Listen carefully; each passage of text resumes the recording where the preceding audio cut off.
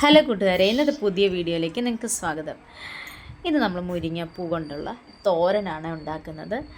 ഒരുപാട് വർഷങ്ങൾക്ക് ശേഷമാണ് ഞാൻ ഈ മുരിങ്ങപ്പൂ കൊണ്ടൊരു തോരൻ ഉണ്ടാക്കുന്നത്. എൻ്റെ അമ്മയൊക്കെ ജീവിച്ചിരുന്ന സമയത്ത് ഇതൊക്കെ ഒരുപാട് ഉണ്ടാക്കുമായിരുന്നു. അന്നൊക്കെ നമ്മുടെ വീട്ടിൽ ഇങ്ങനെയുള്ള ഐറ്റംസ് എല്ലാം ഉണ്ടായിരുന്നു. പക്ഷെ നമ്മൾ വീടൊക്കെ മാറിക്കഴിഞ്ഞപ്പോഴത്തേക്ക് ഇതെല്ലാം കിട്ടാത്തൊരു സാഹചര്യമാണ്.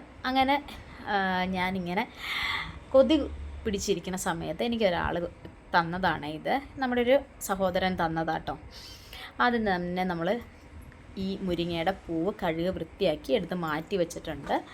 ഒരു ചെറിയ ചീഞ്ചട്ടി അടുപ്പിൽ വെച്ച് ചൂടായി കഴിഞ്ഞപ്പോൾ അല്പം വെളിച്ചെണ്ണ ഒഴിച്ച്, വെളിച്ചെണ്ണ ചൂടായി വന്ന ശേഷം കടുകും ഇട്ട് പൊട്ടിച്ച് കഴിഞ്ഞ് ചുവന്നുള്ളി ചെറുതായി അരിഞ്ഞത് ഇട്ട് അതും ചൂടായി കഴിഞ്ഞ് കഴിയുമ്പോൾ അല്പം കറിവേപ്പിലയും പച്ചമുളകും ചെറുതായി അരിഞ്ഞ് ഇട്ട് കൊടുത്തിട്ടുണ്ട്.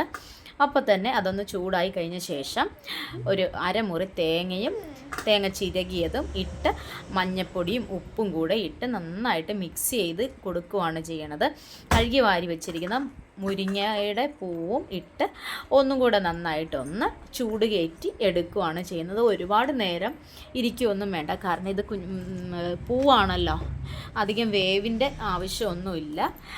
അതുകൊണ്ട് തന്നെ അല്പനേരം ഒന്ന് കൈ മാറാതെ ഇളക്കി എടുത്തു കഴിഞ്ഞാൽ ഇത് റെഡിയാകുന്നതാണ്. എല്ലാവരും ഒന്ന് ഇതൊന്ന് ട്രൈ ചെയ്ത് നോക്കണം.